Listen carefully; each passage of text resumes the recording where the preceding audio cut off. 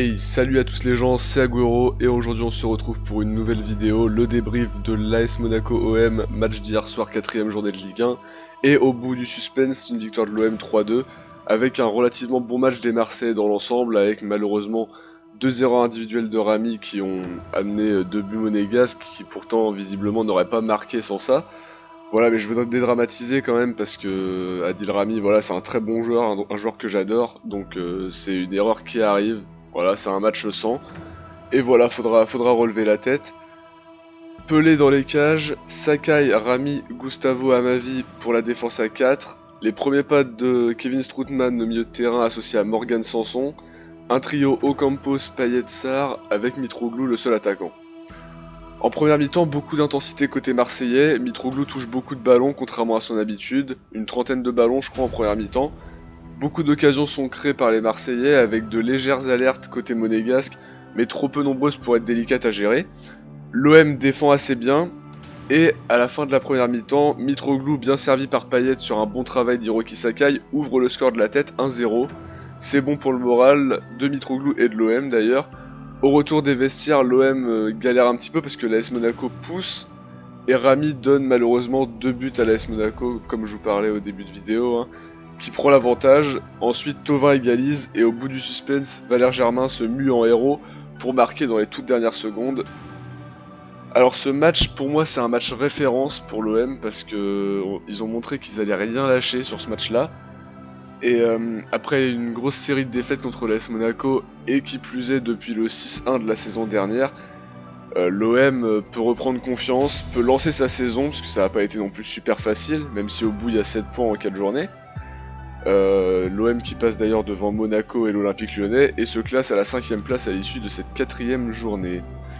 Pour les notes, je vais vous donner un petit peu les notes des 11 joueurs et des 3 entrants, même si Camara a joué très peu de temps. Yohan Pelé, je lui ai mis un 6, j'ai trouvé qu'il a fait un bon match dans l'ensemble. Les 2 buts sur lesquels il ne peut vraiment pas grand chose. Il a été prudent dans ses interventions, dans ses rares interventions, parce qu'il n'a pas eu beaucoup de choses à faire. Et vachement rassurant en fin de match, donc moi j'ai trouvé que c'était un bon match quand même de la part encore de l'Albatros. Hiroki Sakai, 8, un bon travail sur le but de Mitroglou, un très gros travail défensif qui a beaucoup compensé les difficultés de Adil Rami en faisant de très bonnes interventions dans la surface. Et il s'est vachement projeté vers l'avant, pour moi c'est un très bon match encore de la part du japonais, pardon. Adil Rami, là je vais lui mettre un 2, voilà, parce que c'est pas parce qu'un joueur a été bon à quasiment tous les matchs de la saison passée que je vais lui faire un cadeau dans ce débrief là. Non, 2 erreurs qui auraient pu coûter très cher, mais il a reconnu ses erreurs en conférence de presse, moi je trouve ça bien qu'il l'assume. Voilà, donc on lui en veut pas, mais attention que ça se reproduise pas souvent.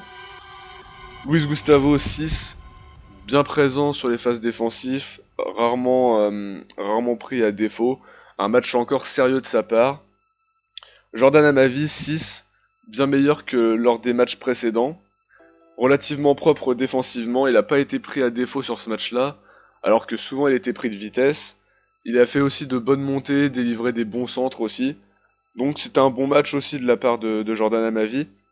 Kevin Strootman, 8, ballon bien sorti, très propre. Il s'est très bien projeté vers l'avant. A signaler juste un petit coup de moins bien en début de deuxième mi-temps, mais relativement bon match quand même, très bon match même, pour pas être modeste, de la part de Kevin Strootman qui a fait du bien au milieu de terrain.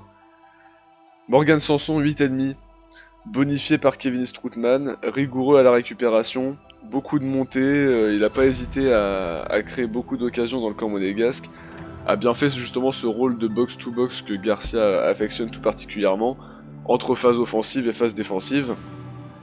Payet, 7, sa note est justifiée par le fait qu'il soit passeur décisif sur le but de Kostas Mitroglou, mais je l'ai pas trouvé non plus à son meilleur niveau, il pourrait être encore un cran au-dessus, mais ça reste quand même un bon match de sa part, juste faire peut-être un peu moins de déchets au prochain match, mais sinon c'est quand même un match plutôt bon.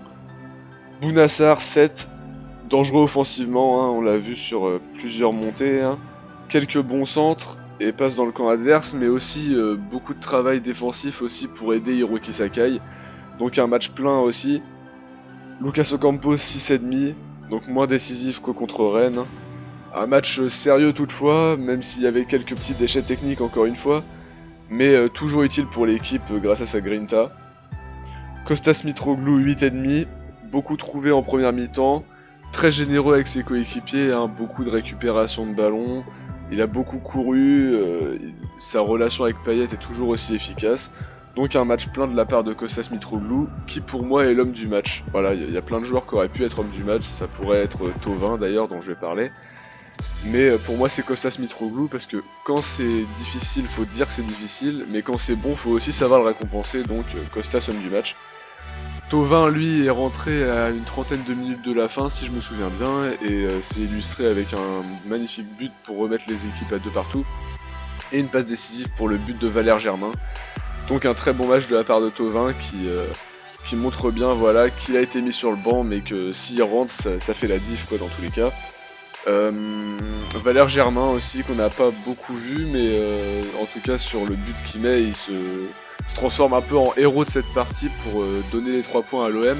Ça va lui faire du bien, et je veux souligner quand même ce but, parce que moi je suis toujours là à gueuler sur Germain, mais quand il fait quelque chose de bien, faut aussi savoir le dire. Et Boubacar Kamara qui est entré sur les quelques petites dernières minutes, voilà, pour remplacer Mitroglou. Voilà, donc on peut pas le noter parce qu'il a pas joué énormément. Toujours est-il que c'est une belle victoire marseillaise 3-2, voilà, une victoire contre un gros, parce que je vois certains journalistes qui disent non, c'est pas une victoire contre un gros, c'est plus le Monaco d'avant. D'accord, mais attendez de voir Monaco dans quelques semaines.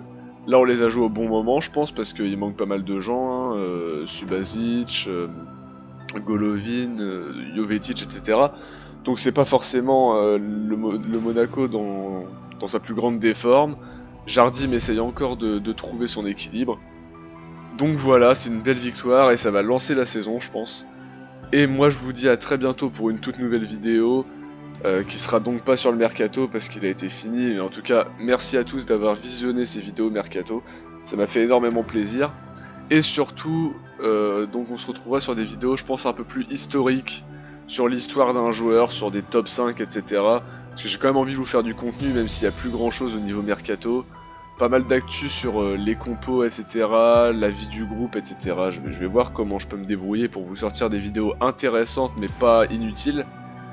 Et sur ce, merci d'avoir visionné, abonne-toi, like si ça t'a plu, et à très bientôt. Ciao les gars.